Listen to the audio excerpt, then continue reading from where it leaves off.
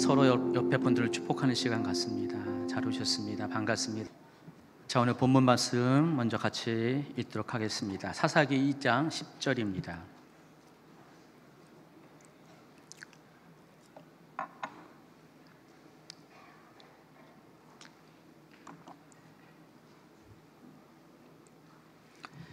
사사기 2장 10절 같이 있습니다. 그 세대의 사람도 다 그 조상들에게로 돌아갔고 그 후에 일어난 다른 세대도 여호와를 알지 못하며 여호와께서 이스라엘을 위하여 행하신 일도 알지 못하였더라. 주보에 올라가 있는 대로 주임절교회가 설립된 지 8주년 되는 날입니다. 늘 이렇게 기념 예배를 드린 분들은 오늘의 분위기도 알고 우리가 어떤 날인지 알지만은 또 새로운 분들도 많기 때문에 아무래도 오늘 이제 교회 창립에 관한 이야기들을 나눌 수밖에 없을 것 같습니다. 대부분의 개척교회가 그렇듯이 주임제교회도 처음에는 저희 가족 4식구로 시작됐고요. 8년이 지난 지금은 약 한 480여 명의 성도가 정기적으로 출석하는 교회로 성장했습니다. 주임제교회는 뭐 이렇게 재적교회 그런 건 없어요. 그냥 출석하는 성도를 늘 이렇게 따지는데 4식구로 시작해가지고 지금 많이 성장을 한 것 같습니다. 다 하나님의 은혜고요. 또 감사한 것은 매 2년마다 교회 성전을 새롭게 허락하셨어요. 계속해서 이제 성전이 부흥하면서 넘치기 때문에 이렇게 4번째 성전입니다. 최근 몇 년 동안 이제 설립 기념 주일만 되면은 그동안의 역사를 보여주는 사진을 슬라이드로 만들어서 띄워줬는데 오늘도 지금 이 시간에 지난 8년간의 역사를 짧지만 잠깐 띄워드리겠습니다. 여러분 먼저 보시고 말씀을 계속 이어나가겠습니다.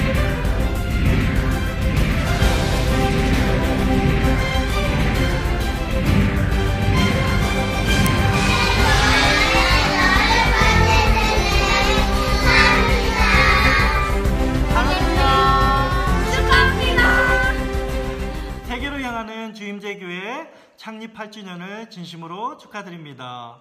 주임제교회를 생각할 때마다 하나님께 진심으로 찬송과 감사를 드립니다.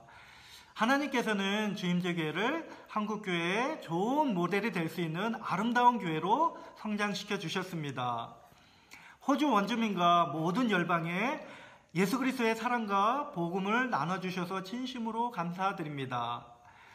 앞으로 주임제교회와 성도님들을 통해서 하나님의 나라가 더욱더 확장될 줄 믿습니다. 여러분 사랑하고 축복합니다.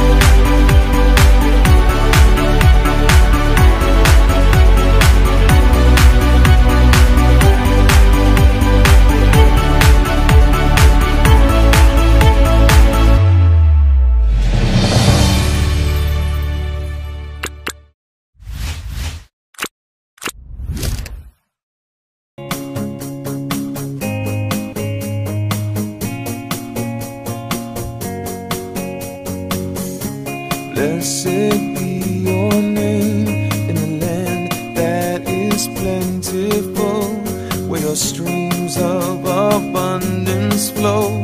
Blessed be your name. Blessed be your name when I'm found in the desert place. Though I walk through the wilderness, blessed be your name. And every blessing you pour out, I'll turn back to praise. When the darkness closes in, Lord, still I will say, blessed be the name of the Lord. Blessed be your name.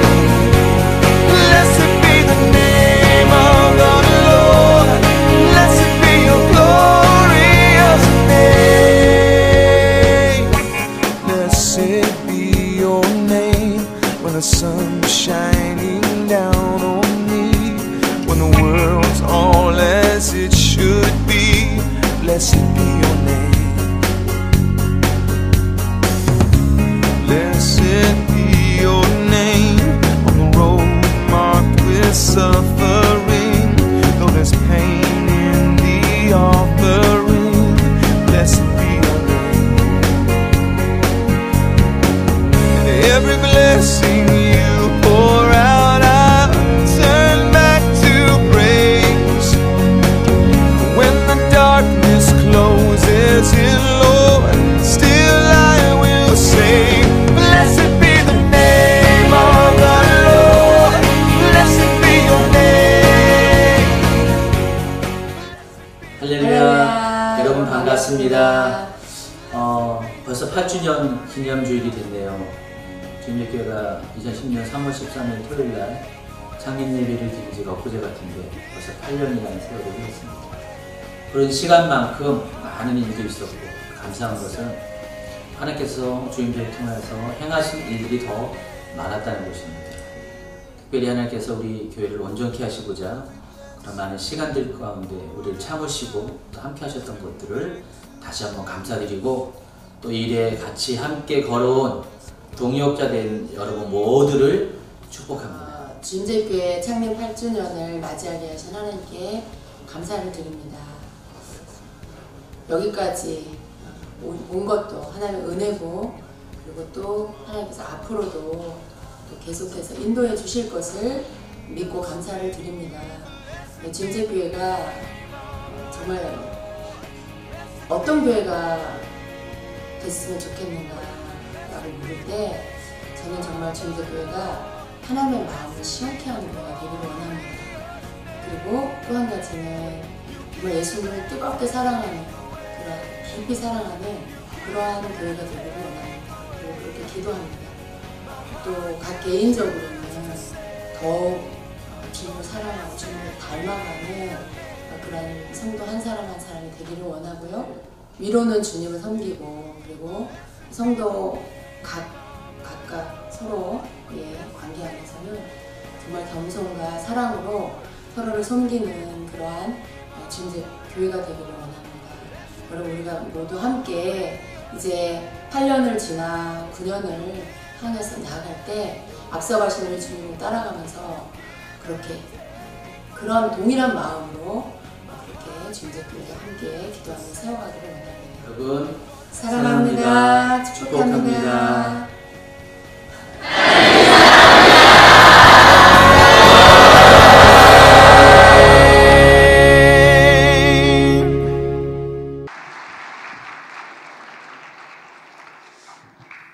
저 인터뷰하는 거 굉장히 쑥스럽습니다. 예. 아까 허일성 교사님 맨 처음에 하는 거 보니까 그 식구들은 대단한 것 같아요. 예, 우리 딸들 보면은 최 목사님 인터뷰할 때는 제가 분위기 맞춰주느라고 고개도 끄덕여주고 막 그랬어요. 보니까 나중에 보니까 여러 가지로 쑥스러운 게 많더라고요. 그래서 제가 도와줬습니다. 8년 전 사진 보니까 굉장히 저도 보니까 난감하네요. 그때 훨씬 젊었던 것 같습니다. 벌써 시간이 빠르게 흐른 것 같습니다. 어느 교회든지 설립부터 시작해서 수많은 에피소드가 많습니다. 8년이라는 세월이 그냥 지나온 건 아니잖아요. 할 만도 많고 또 보여줄 것도 많지만은 그 중에 하나 주임제교회 오늘 정체성에 관한 이야기를 먼저 해드려야 될 텐데 교회 이름에 관해서 좀 에피소드가 있습니다. 지금이야 그럴 일은 거의 없겠지만은 개척 초기만 해도 교회 이름 때문에 좀 약간 시비 아닌 시비를 거는 분들이 좀 있었어요. 무슨 교회 이름이 그러냐고, 주임제교회 무슨 주님이 임재하는 교회가 어딨냐 이런 식으로 당연한 거 아니잖아요.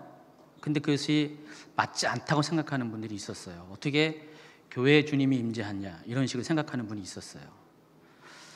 말이 되냐, 조금 수상하다, 냄새가 난다, 아마 이런 분들이 있었습니다.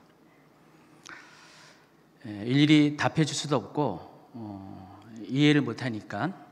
근데 최근에 제가 인터넷 검색을 하다 보니까 그 사이에 전국적으로 주임제교회가 4개가 생겼습니다. 저희가 무슨 지교회 세운 것도 아닌데 대전에 주임제교회가 생겼고요, 부산에, 그리고 최근에는 수원에도 주임제교회가 생겼더라고요. 그리고 미국에도 주임제교회가 있고요.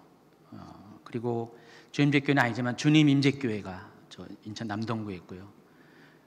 지난번에 여수 갔는데 임재교회라고 딱 있어요. 그래서 비슷한 이름들이 많이 생기고 보면서 정말 격세지감을 느낍니다. 10년도 채 안 됐는데, 8년밖에 안 됐는데 사람들의 생각이 많이 바뀌었구나. 그전에는 주님이 임재한다 그러면은 좀 이상하게 봤는데 지금은 아닌 것 같아요. 오늘 찬양 가운데서도 첫 곡이 임재잖아요. 그리고 뒤에 곡이 주임재 안에서, 다 그런 찬양도 많아졌어요. 과거보다 훨씬 더 사람들의 인식이 하나님의 임재에 대한 이런 받아들임이 좀 많이 달라진 것을 느낍니다. 여러분, 이름은 굉장히 중요합니다. 사람의 이름이 어떠하냐에 따라서 그 사람의 삶도 결정될 때가 많이 있어요. 특별히 성경에서 말하는 그 이름은 굉장히 중요하고요. 하나님께서 정해주신 이름은 더욱더 그러한 것 같습니다. 교회 이름도 마찬가지입니다. 주임제교회가 저희가 임의로 지은 이름이 아니라 기도 가운데 하나님께서 주신 이름이죠. 전에는 제가 생각을 전혀 못했고요. 그랬더니 하나님이 최은혜 목사님 통해서 그 기도로 할 때 하나님이 이 교회 이름을 줬어요. 저는 원래 다른 이름을 생각하고 있었는데 최 목사님이 주임제교회라는 응답을 주셨다. 처음에 저도 굉장히 낯설었어요. 한 번도 주임제교회라는 이름을 들어본 적이 없었기 때문에. 그래서 굉장히 낯설었는데 생각해 보니까 오래 걸리지 않았습니다. 잠시 생각해 보니까 저희가 평소에 생각했던, 추구했던 그런 목회적인 철학과 굉장히 맞는 적절한 이름이었다는 것을 확인하게 됐습니다. 그래서 교회 이름을 그렇게 줬습니다. 이 주임제교회라는 교회 이름 안에는 주임제교회의 정체성이 있어요. 말 그대로요. 주님이 임재하는 교회가 되어야 한다는, 정말 특별히 예배 가운데 주님의 임재 안에서 드리는 예배가 되어야 한다는 그런 우리의 기대감, 목적이 이 이름 안에 담겨져 있습니다. 그래서 주임제교회는 어떤 교회냐? 이름 그대로입니다. 주님이 임재하는 교회. 특별히 예배 가운데, 삶 가운데 주님의 임재를 경험하는 교회. 여러분, 그런 교회에 다니고 있고요. 또 그런 교회의 성도로서 여러분 삶도, 개인의 삶도 그렇게 하기를 예수님 축원합니다. 이러한 정체성으로 출발해서 3가지 비전이 있습니다. 첫 번째는 예배를 회복하는 교회입니다. 물론 예배라는 범위는 너무나 넓죠. 넓기 때문에 전혀 교회를 안 다닌 사람들에게 다시 예배에 참석하는 것이 예배의 회복이죠. 그러나 제가 말씀드리고자 하는 이 예배 회복은 사도행전 5장 16절에서 언급한 다윗의 장막이 회복되는 예배입니다. 한번 같이 읽도록 하겠습니다. 이후에 내가 돌아와서 다윗의 무너진 장막을 다시 지으며 또 그 허물어진 것을 다시 지어 일으키리니 이는 그 남은 사람들과 내 이름으로 일컬음을 받는 모든 이방인들로 주를 찾게 하려 함이라 하셨으니. 여러분, 다윗의 장막에 대해서 익숙한 분들은 잘 알지만은 혹시 모르는 분들이 설명하겠습니다. 다윗의 장막은 BC 1000년부터 959년 동안 약 41년간 한시적으로 존재했던 그런 하나님의 언약궤를 모시는 장소입니다. 실로에 원래 언약궤가 안치되어 있었습니다. 이때가 이제 사무엘 시대죠. 근데 이 블레셋과의 전쟁 가운데 엘리의 두 아들 홈리와 비니아스가 사울의 요청에 의해서 블레셋과의 전쟁에 이기고자 임의로 이 언약궤를 들고 나갔습니다. 전쟁터로. 그런데 전쟁에 패하게 됐고 이 언약궤는 블레셋에 뺏기게 됐습니다. 그때부터 하나님의 성막 가운데 언약궤가 존재하지 않았어요. 그리고 나서 한 41년 동안 이 언약궤는 이방 땅에 있었다가 41년 만에 다윗이 제위한 지 약 10년 만에 이 언약궤가 다시 예루살렘으로 돌아오게 됐습니다. 그때 다윗은 이 언약궤를 맞이하면서 급하게 다윗의 성 안에 텐트를 준비하고 장막을 준비하고 언약궤를 모시기로 합니다. 그래서 이 다윗의 장막은 그런 목적으로 준비된 그런 일종의 텐트였습니다. 자, 그런데 이 다윗의 장막은 언약궤를 모시는 곳으로만 그 용도로만 있던 것이 아니었습니다.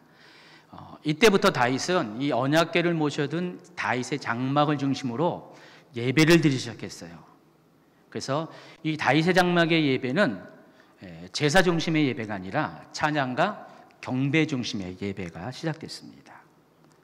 그래서 여러분에게 모세의 성막과 이 다윗의 장막을 잠시 먼저 비교를 해드리겠습니다. 먼저 모세의 성막입니다. 역대상 기록에 의하면은 이 다윗 시대 때 이 성막은 어디에 있었냐? 실로가 아니라 기브온 산당에 있었어요.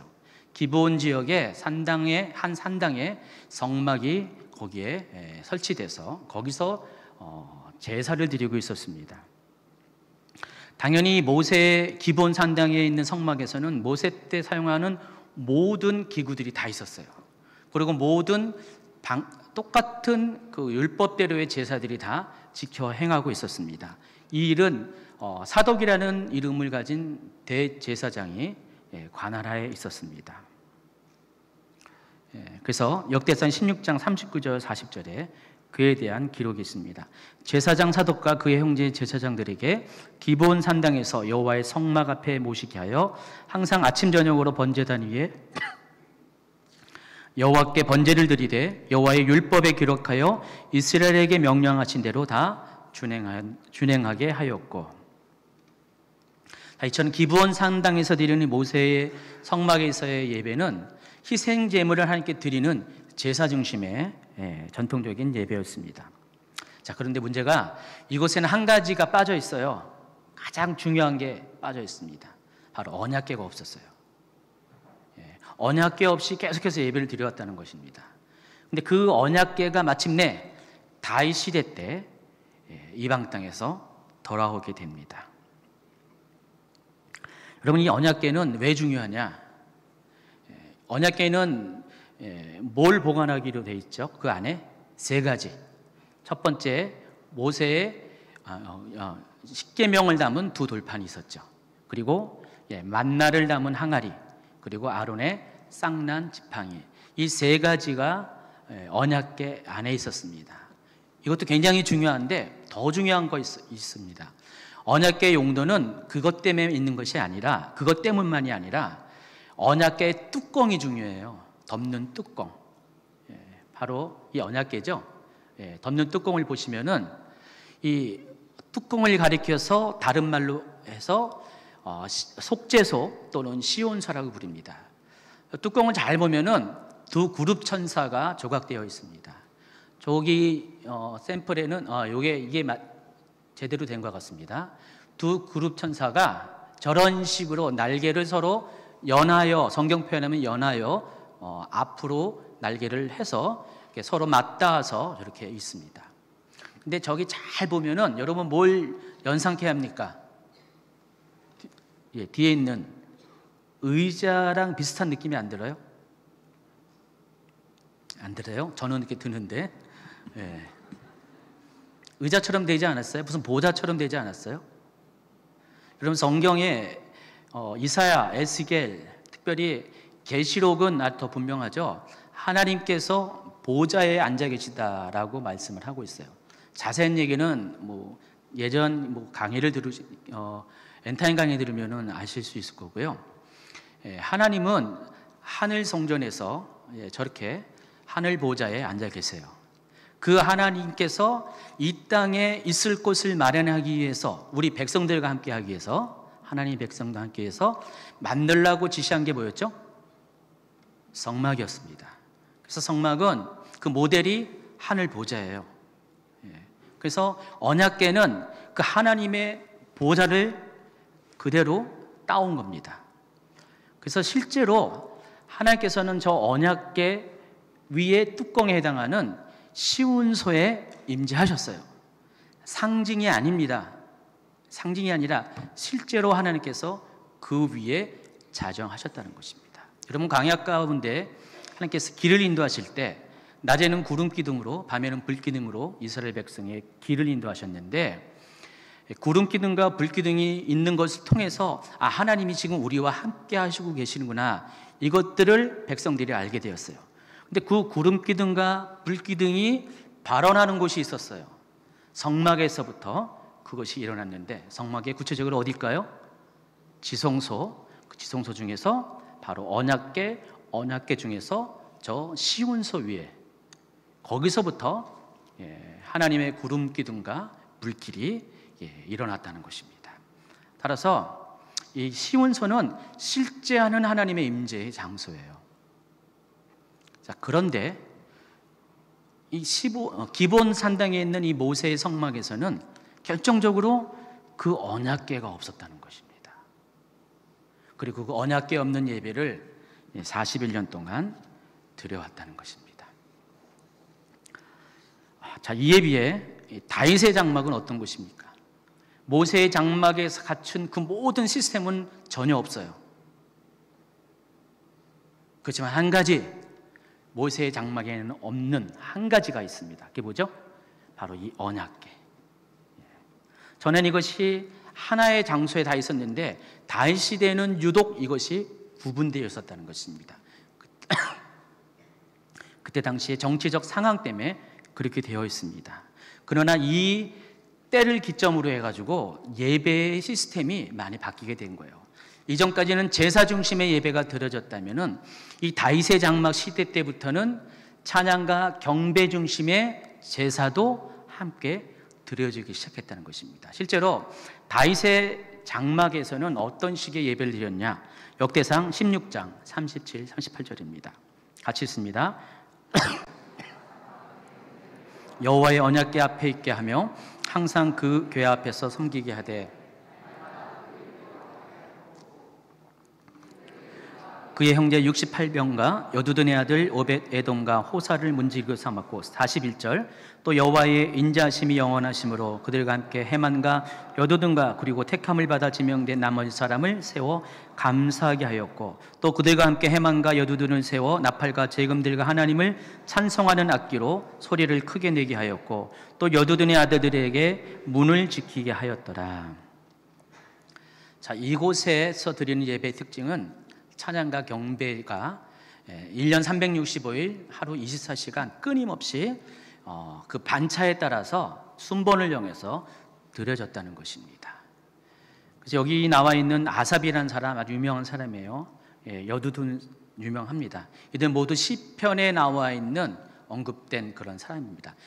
시편에서 시편을 많이 지은 사람들 중에 하나예요. 저자 중에 하나입니다. 그 다윗의 장막에서의 가장 중요한 것은 이렇게 찬양과 경배를 하나님께 드리는 그런 예배를 드렸다는 것입니다. 뭐 때문에? 언약궤 때문에 그렇다는 것이죠. 여기서는 제사 중심의 예배를 드릴 수가 없었죠. 그렇지만은 언약궤를 중심으로 하나님의 임재 앞에서 하나님을 찬양하는 예배를 드릴 수 있는 그런 곳이었습니다. 만약에 누군가 다윗의 장막의 문을 열고 딱 안을 들여다보면은 전에 모세의 장막에서는 가려졌잖아요. 그래서 세 가지 기구들, 메노라, 떡상, 그리고 안쪽에 향단이 딱 있고 그 휘장이 지성소를 가려서 하나님의 임재를 확인할 수가 없었어요. 그런데 모세의 장막에서는 이 세 가지 기구도 없었으므로 휘장조차 없었기 때문에 누군가 문을 열고 딱 들어가면은 곧바로 정면에 뭐가 보였어요? 여러분 교회 문을 들고 들어오면은 우리 교회야 뭐 모니터가 있지만은 그냥 대부분의 교회들은 예전 교회들은 다 정면에 십자가가 있잖아요. 십자가가 보인 것처럼 그런 식으로 언약궤가 보였다는 것입니다. 다윗은 자신의 성 안에 이 다윗의 장막을 펴놓고 언약궤를 모셔들고 평생을 그 장막을 아주 매일같이 들락날락했을 거예요. 그리고 하나님 앞에 언약궤를 보면서 싱글벙글 했을 거예요. 그리고 그 앞에서 기도했고 예배했고 찬양을 드렸을 것입니다. 그래서 다윗의 장막은 1년 365일 계속 복잡 아주 그냥 떠들썩했어요. 계속 찬양하는 소리로 가득 찼고요. 기도하는 사람의 기도 소리로 가득 찼고요. 그런 예배를 드렸다는 것입니다. 그래서 우리가 이 두 가지를 비교하면은 기본 산당에서의 모세의 성막에서의 예배는 언약궤 없는 예배, 다시 말해서 하나님의 임재가 없는 예배를 드렸고, 다윗의 장막에서는 비록 잘 짜여진 시스템은 없었을지언정 정작 중요한 하나님의 언약궤, 하나님의 임재가 있는 예배를 드릴 수가 있었다는 것입니다. 그래서 이때는 두 명의 대제사장이 존재했었어요. 일반적으로 대제사장은 한 명밖에 없는데 이 다윗 시대 때는 대제사장이 두 명이었어요. 그래서 기본 산당을 담당하는 사독이라는 제사장이 있었고, 또 다윗의 장막의 예배를 담당하는 아비아달이라는 두 제사장이 있었습니다. 한시적으로 그런 시대가 있었다는 것입니다. 그리고 솔로몬이 성전을 지을 때 솔로몬도 역시 다윗의 그 예배의 전통을 그대로 가져옵니다. 그래서 솔로몬 성전도 봉헌할 때부터 예배로 시작해서 찬양과 경배로 드렸습니다. 그때 성전을 봉헌할 때 하나님께서 찬양과 경배 가운데 어떻게 했어요? 실제로 임하셨어요. 쉐카이나 영광으로 임하셨습니다. 구름과 같은 영광으로 임하셔가지고 그 영광 가운데 모든 사람들이 압도당해서 쓰러졌어요. 그게 성경에 나와 있는 기록입니다. 그리고 나서 성전이 없어지면서 이 전통이 사라지게 되었습니다. 그런데 선지자 아모스는 언젠가 이 무너진 다윗의 장막이 옛적과 같이 다시 세워질 것을 예언합니다. 아모스서 9장 11절입니다. 그날에 내가 다윗의 무너진 장막을 일으키고 그것들의 틈을 막으며 그 허물어진 것을 일으켜서 옛적과 같이 세우고. 이 아모스의 예언이 예수님이 오신 신약시대에 성취됩니다. 사도행전 15장 15절입니다. 선지자들의 말씀이 이와 일치하도 다 기록된 바 이후에 내가 돌아와서 다윗의 무너진 장막을 다시 지으며 또 그 허물어진 것을 다시 지어 일으키리니 이는 그 남은 사람들과 내 이름으로 일컬음을 받는 모든 이방인들로 주를 찾게 하려 함이라 하셨으니. 여러분 여기 이방인에 대해서 주목하시기 바랍니다. 지금 이 말은 사도 야고보가 한 말이에요. 요 사도행전 15장은 어떤 배경이 있냐면은 안디옥 교회에서 이방인들이 복음을 전하고 교회가 일어나게 되자 그때 안디옥 교회에서 두 명의 사도 바울과 바나바를 예루살렘 교회에 파송해가지고 무슨 요청을 했냐면은 이방인들로 중심된 이 안디옥 교회가 정말로 율법이 요구하는 그 모든 것들을 지켜 행해야 되냐 말아야 되냐, 가장 중요한 게 뭐죠? 할례. 그래서 할례를 해야 되냐 말아야 되냐 이런 것들에 대해서 동의를 구하는 그런 요청을 했습니다. 이때 사도들이 모여가지고 회의를 했어요. 그래서 이방인들에게 그 유대인들만이 하는 그런 율법적인 균례들을 다 해야 되냐 말아야 되냐 결정했는데 이때 사도 야고보가 일어서서 한 말이 이 말이었어요. 그래서 사도 야고보는 결론은 뭡니까? 네 가지 하나님이 정말 가지고 있는 건 네 가지 외에는 그리하지 말자 하면서 하나님께서 아모스 선지자에게 말씀하신 바로 그 이야기, 무너진 다윗의 장막이 회복될 것인데 바로 그것이 바로 지금 임하였다. 그래서 하나님께서 무너진 다윗의 장막을 회복시킨 이유가 뭐예요? 유대인들은 제사를 통해서 하나님을 예배하지만은 이방인들은 그럴 수가 없잖아요. 그러나 그들을 위해서 그들이 하나님을 예배할 수 있는 방법이 뭐예요? 바로 다윗의 장막에서 드리는 것처럼 하나님을 찬양하고 경배하는 그런 예배를 드려야 한다. 하나님이 그 예언을 했는데 그것이 지금이야말로 이방인에게 복음이 전파되면서 성취할 때다라고 선언을 한 겁니다. 요한복음 4장에서 예수님은 사마리아 수가성 우물가에서 한 여인을 만납니다. 그 여인에게 이런 말씀을 하십니다. 하나님은 영이시니 예배하는 자가 영과 진리로 예배할 자다. 자, 예수님께서는 역시 또 사마리아 성의 이방인 여인에게 만나서 예배에 대해서, 본질에 대해서 설명을 합니다. 하나님이 기뻐하시는 예배, 하나님이 찾으시는 예배자는 어떤 사람이냐? 바로 이와 같이 영과 진리로 예배드리는 자. 유대인들은 예루살렘에 성전이 있고 또 사마리아 사람들은 자기가 있는 곳을 또 유대인들이 싫어하니까 그곳을 또 예배처로 삼았습니다. 근데 예수님은 예루살렘도 아니고 사마리아도 아니고 하나님이 정말 진정으로 예배할 곳을 여기 주신다고 했는데 그것이 바로 영과 진리로 드리는 예배라는 것입니다. 여러분, 영과 진리가 여러 가지 다양한 해석을 할 수가 있는데 일반적으로 보편적으로 할 수 있는 해석은 두 가지입니다. 성령 안에서 드리는 예배, 그리고 말씀의 임재가 있는 예배를 말하는 것입니다. 여기서 영과 진리는 성령과 말씀을 의미하는 것이에요. 그런 예배를 드릴 때가 올 것인데 바로 지금이라는 것입니다. 예수님은 바로 아모스의 예언을 성취하시기에 이 땅에 오셨고 바로 지금 예수님 때부터 그런 예배를 드려야 한다는 것입니다. 그래서 사도 행전의 그런 모든 예배는 그런 예배를 드렸습니다. 초대교회는 그런 예배를 드려왔고요. 오늘날도 마찬가지로 우리는 그런 예배를 드려야 한다는 것입니다. 정말 성령의 임재가 있고 말씀의 임재가 있는 그런 예배를 오늘날도 드려야 된다는 것입니다. 자, 그런데 그럼에도 불구하고 이미 다윗의 무너진 장막은 역사 가운데 회복됐음에도 불구하고 여전히 모세의 장막에서 예배드리는 사람들이 여전히 있는 것도 사실입니다. 여러분, 모세의 장막에서의 예배는 모든 시스템이 잘 갖춰져 있는 거 사실이에요. 그러나 가장 중요한 예배의 가장 핵심인 언약궤 하나님의 임재는 거기는 없었어요. 여러분, 얼마나 많은 예배 가운데 지금 많은 나라에서, 국가에서, 민족 가운데, 교회 가운데 예배를 드리지만은 언약궤 없는 예배를 드리는 교회가 얼마나 많은지를 한번 생각해 보시기 바랍니다. 하나님의 임재가 없이 드려지는 예배는 하나님의 언약궤가 없는 예배와 똑같은 것입니다.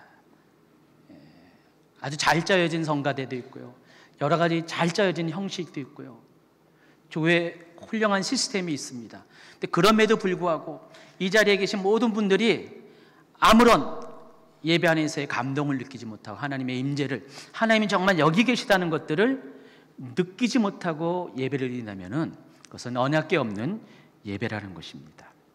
영과 진리로 드리는 예배는 곧 예배 안에서 성령의 임재와 말씀의 임재를 두 가지 모두를 느낄 수 있는 그런 예배를 가리킵니다.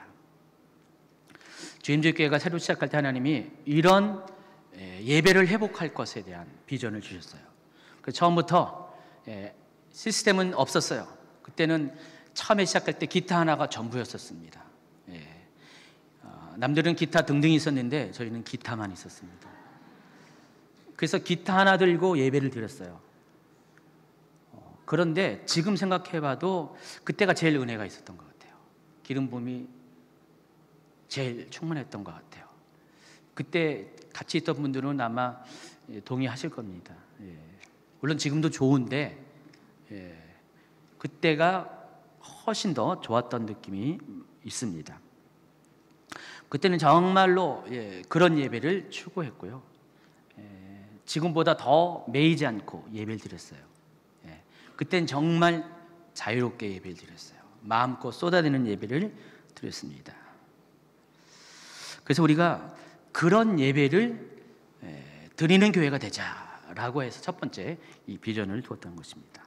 어느 누구도 예배 가운데 청중이 되어서는 안 됩니다. 여러분이 주인공이 되어야 돼요. 여러분이 찬양 사역자가 되고, 여러분이 악기자가 되고요. 여러분이 실제로 예배 가운데 하나님을 직접적으로 만나는 경험들을 하셔야 한다는 것입니다. 그게 바로 영과 진리로 드리는 예배입니다. 그러니까 주임제교회가 비전이 이러다 보니까 예배를 많이 강조해요. 어떤 분들은 주임교회를 생각하기에 무슨 은사 중심의 그런 교회라고 생각하는데 철저한 오해입니다. 잘못된 시선이고요.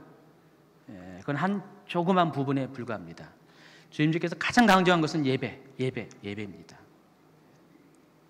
이 교회를 통해 건면합니다. 여러분,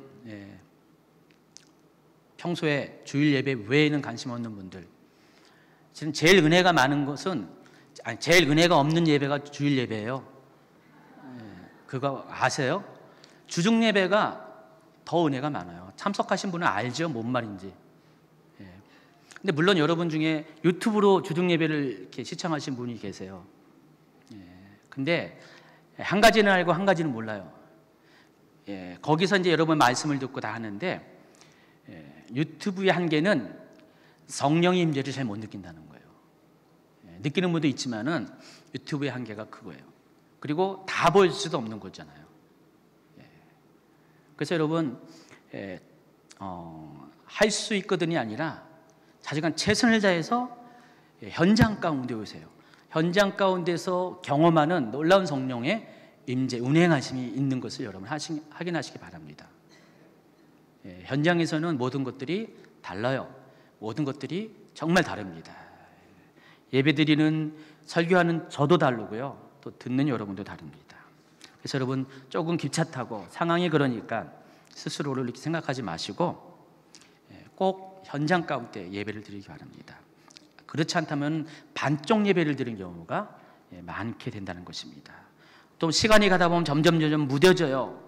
성령의 임재를 잘 못 느끼면 점점 무뎌집니다. 그래서 가장 추천하는 것이 금요 예배죠. 요즘 금요 집회가 아마 그래서 곧 이 본당으로 아마 옮기게 될 것 같습니다. 지금 꽉 차 있어서. 두 번째 교회의 비전은 모든 성도들 하여금 예수 그리스도의 정결한 신부가 되도록 단장시키는 교회입니다. 고린도후서 11장 2절을 같이 읽습니다. 내가 하나님의 열심으로 너희를 위하여 열심을 내노니 내가 너희를 정결한 처녀로 한 남편인 중매함이로다.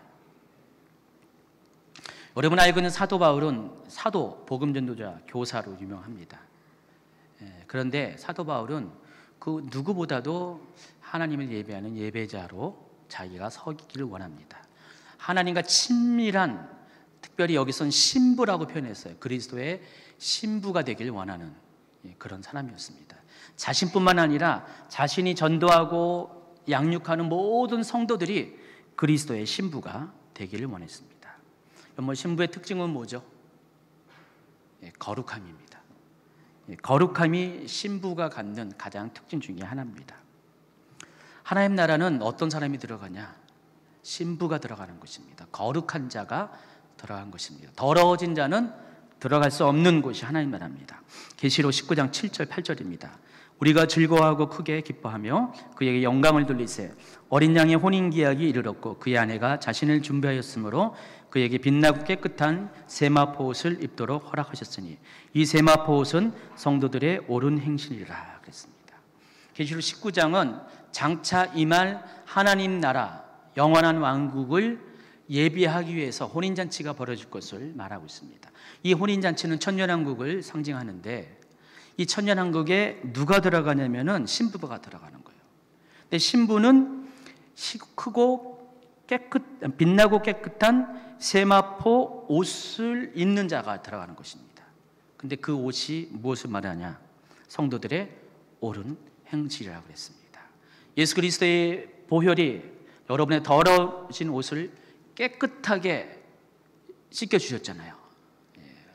더럽고 추한 여러분의 옷을 깨끗하게 흰 옷으로 만들었습니다. 그런데 그 옷을 여러분이 유지해야 돼요. 신부의 옷을 유지해서 주님이 오실 때 그것을 입고 맞이해야 되는데 근데 많은 사람들이 그 옷의 더럽힘을 받았습니다. 그래서 마지막 때가 되면 어떻게 돼요? 여러분이 이 옷을 깨끗하게 다시 흰 옷으로 회복을 해야 된다는 것입니다. 마지막 때의 교회, 지금이 만약에 마지막 때라면은 지금의 교회들이 해야 될 것이 더 이런 것이에요. 성도들로 하여금 깨끗한 옷을 입게 해야 돼요.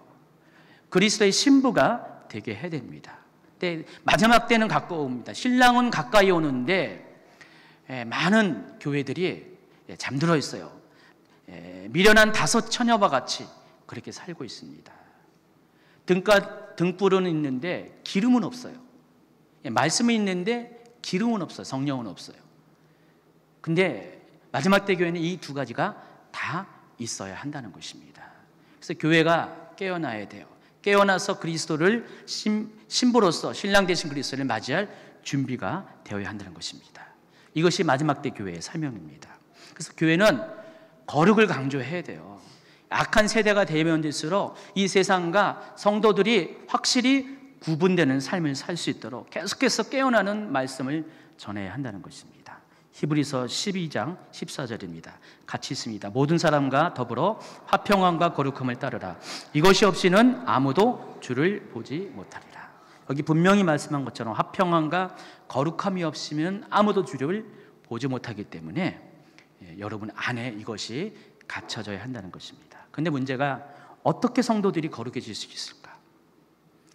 여러 다양한 이야기를 할 수 있지만 오늘 말씀의 핵심은 하나님 말씀을 지킬 때 성도들은 거룩해질 수가 있다는 것입니다. 하나님 말씀은 하나님의 뜻이잖아요. 그래서 하나님을 따라가는 사람은 하나님 말씀을 자꾸만 지켜 행하고 하나님 말씀하신 것들을 순종할 때 자기도 모르게 하나님 닮는 사람이 되는 것이에요. 하나님과 친밀한 사람이 된다는 것입니다. 여러분 그리스도의 신부의 가장 샘플이 중에 하나가 마리아인데 마리아는 늘 언제나 주님 말씀을 사모해서 주님 발 앞에 있었어요. 계속 그 말씀을 듣기를 원했기 때문에.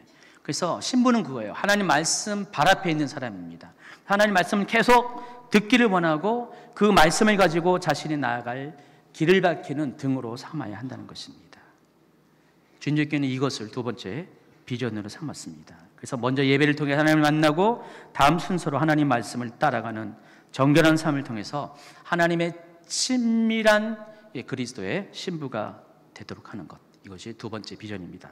마지막 3번째 비전입니다. 모든 성도들로 하여금 예수님의 제자된 사역자로 훈련시켜서 파송시키는 것입니다. 어디로 파송입니까? 당연히 열방으로 파송합니다. 마태복음 28장 19절 20절입니다. 같이 있습니다. 그러므로 너희는 가서 모든 민족을 제자로 삼아 아버지와 아들과 성령의 이름으로 세례를 베풀고 내가 너희에게 분부한 모든 것을 가르쳐 지키게 하라. 볼지어다 내가 세상 끝날까지 너희와 항상 함께 있으리라. 이것이 주님께서 이 땅에 오신 이유라는 것이에요.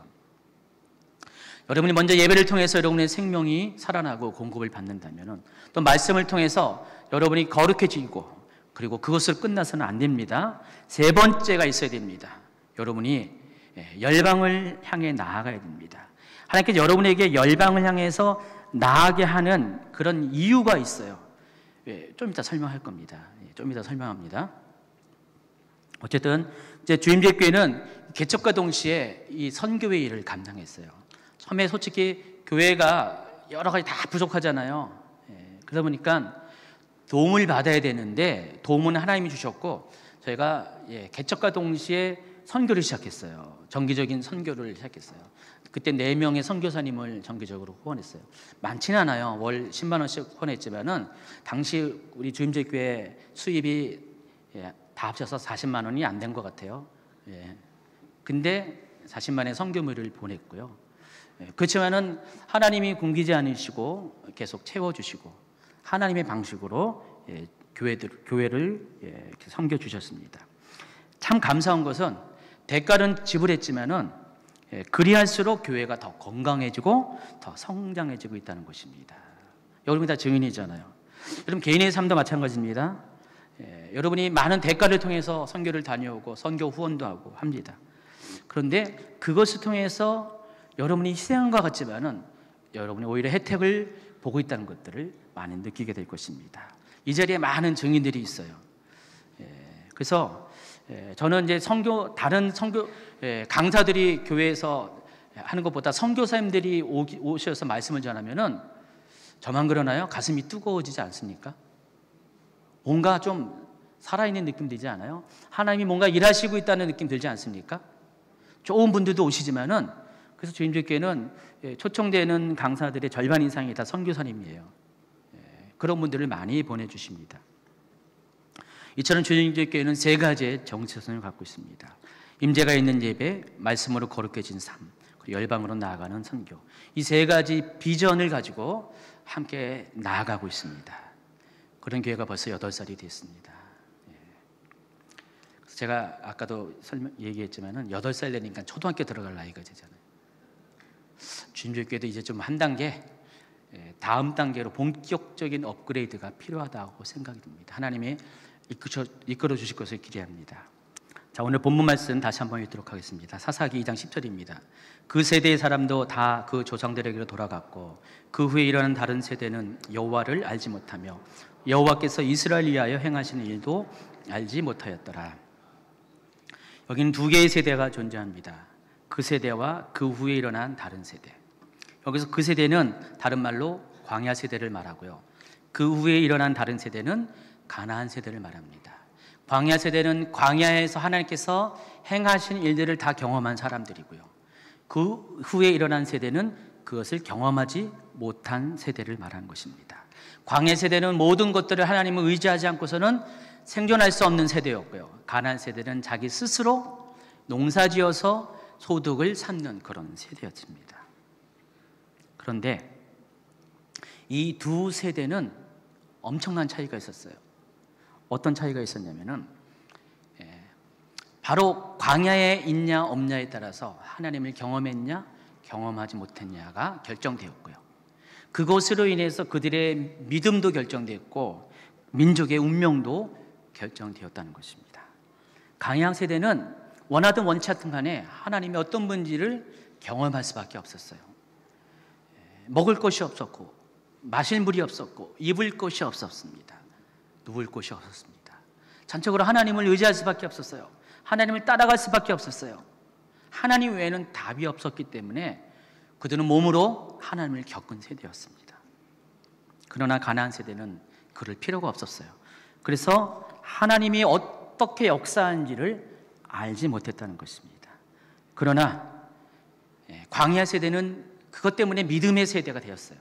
그러나 가나안 세대는 바로 그런 풍족함 때문에 불신앙의 세대가 되었습니다. 그 불신앙의 세대가 된 역사를 기록한 것이 사사기라는 것입니다. 사사기는 350년 동안 범죄하고 압제당하고 부르짖고 구원자를 통해서 구원을 받고 또다시 범죄하는 이런 악순환의 사이클을 350년 동안 반복해서 했습니다. 이게 사사기의 역사예요. 그래서 제가 수요일마다 이제 큐티와 이 사사의 관계를 하면서 이스라엘 민족이 왜 이렇게 반복적인 악순환의 패턴에서 벗어나지 못할까라는 생각을 해봤습니다. 그리고 그 답을 알게 되었습니다. 아무리 지금 내 세대의 믿음이 있다 할지라도, 좋은 믿음이 있다 할지라도 그 믿음이 대물림되지 않는 한 한 세대를 결코 벗어날 수 없다는 것입니다. 여러분, 믿음이 대물림된다는 것은 어떤 건가요? 어떤 분들은 내가 교회를 다니고 내 자녀도 교회를 출석하니까 그래, 우리는 믿는 가정이야 라고 생각하는 분이 있어요. 교회는 다녀요. 지금 출석하는 건 맞아요. 믿는 부모님을 둔 거 맞아요. 뱃속부터 교회 다닌 거 맞아요. 하나님을 몰라요. 하나님이 어떻게 행하시는지도 몰라요. 불신자입니다. 진짜예요. 사실입니다. 그래서 우리가 꼭 기억해야 될 것은, 여러분 재산을 물려주는 것 중요한 게 아닙니다. 물려줄 재산이 있으면 좋겠지만은 더 중요한 것은 믿음을 물려줘야 돼요. 믿음은 반드시 대물림되어야 된다는 것입니다. 말은 그렇지만 근데 어떻게 대물림되냐고. 여러분 부모님들 다 경험하잖아요. 마침 일찍 깨워가지고 교회 나오게 아주 그냥 들들 볶아가지고 교회를 끌고 나오잖아요. 상품도 걸고 뭐 교회 나오면 뭘 주겠다, 뭐 해주겠다. 또 때로는 윽박지르잖아요. 너 교회 안 나와? 그러면 너 이제부터 뭐 안 줘, 뭐 안 해줘, 뭐 밥도 안 줘. 그렇게까지는 않겠지만은 휴대폰 압수 뭐 그렇게 협박 많이 받아봤지 부모님한테. 받아봤대요. 근데도 잘 안 돼. 내 마음은 꼭 그런 건 아닌데 잘 안 되잖아요. 믿음이 안 생겨. 왜 믿음이 안 생길까요? 하나님을 경험할 수 있는 환경 가운데 있지 못했기 때문에 그래요. 하나님은 어디서 경험하죠? 광야에서 경험합니다. 그래서 가장 좋은 것은 광야로 내보내는 거예요, 아이들을. 오늘부터 너희들 이제 광야로 나가기 바랍니다. 광야는 하나님을 경험할 수 있는 유일한 장소입니다. 광야는 왜 그래요?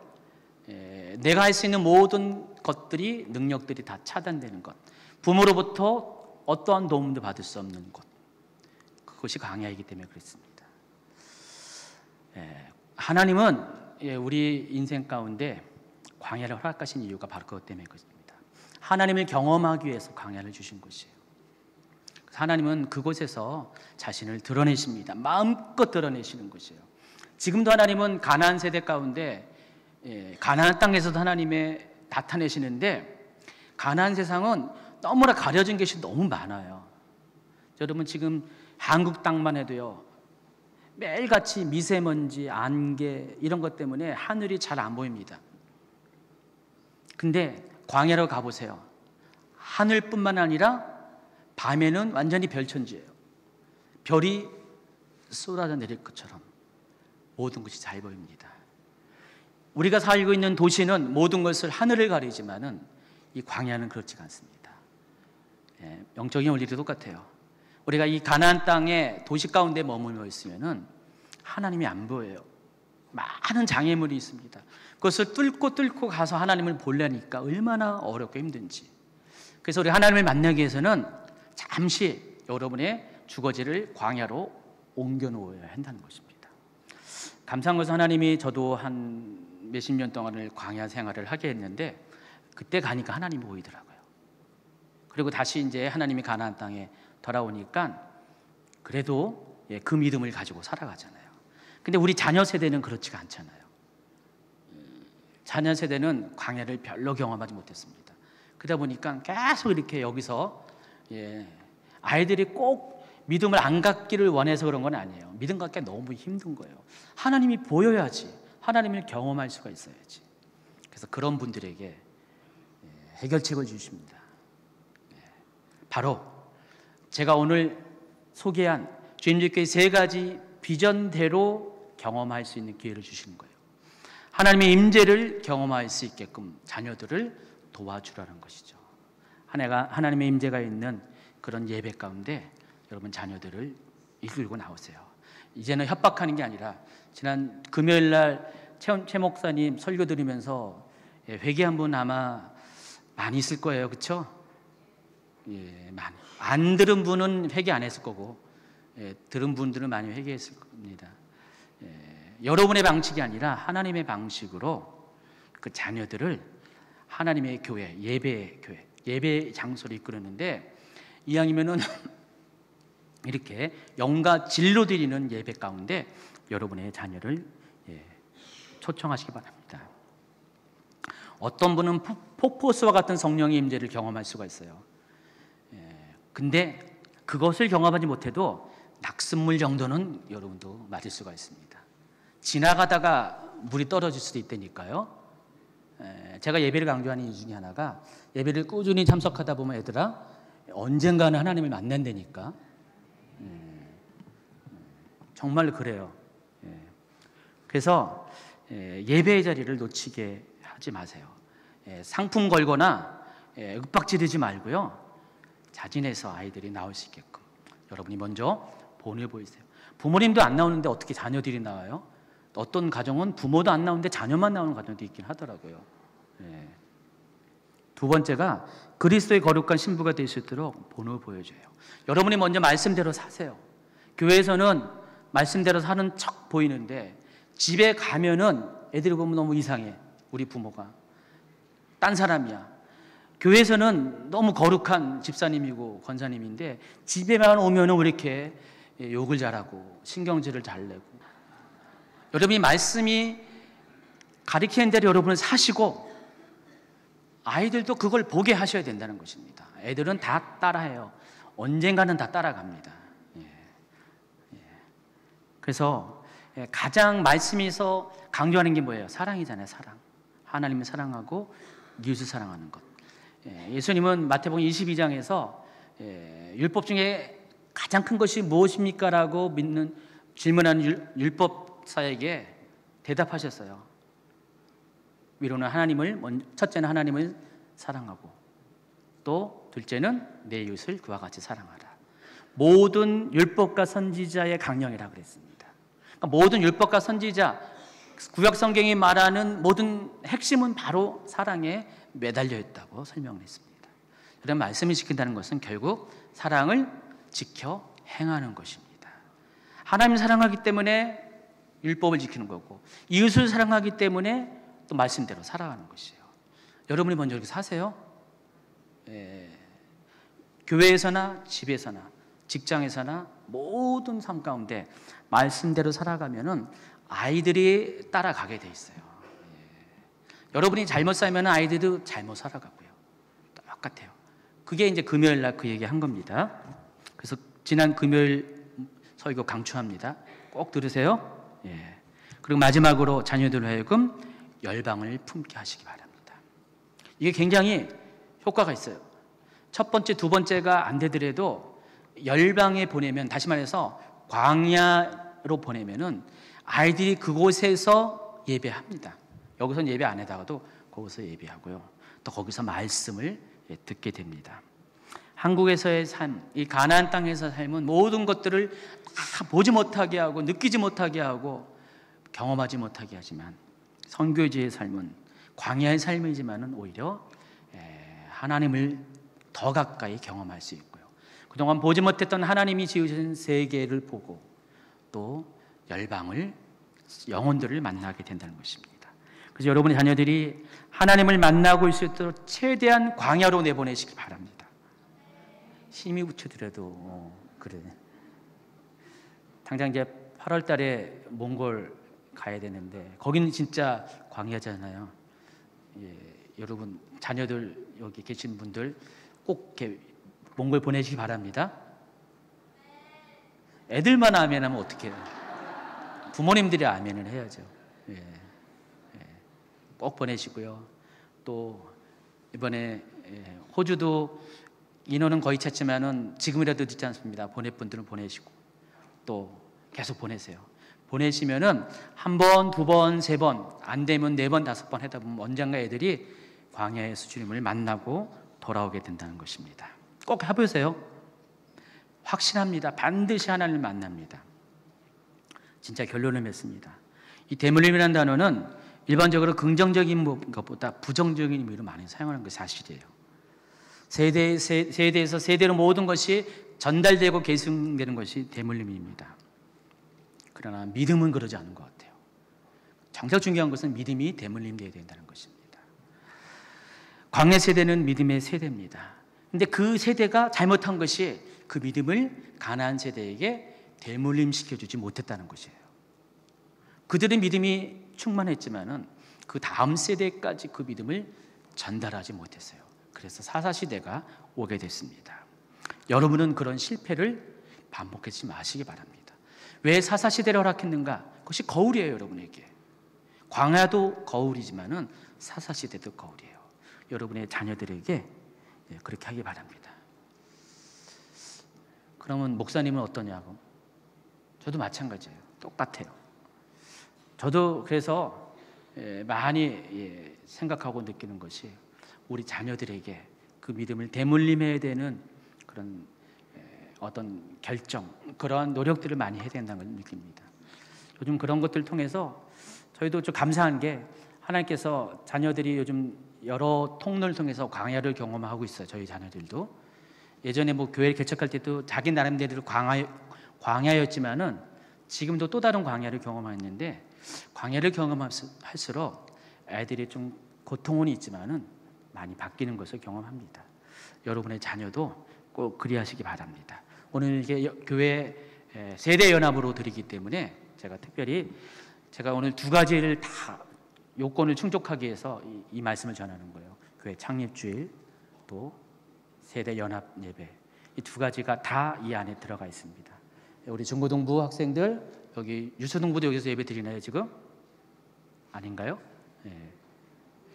유초등부는 별로 없는 것 같은데 있네.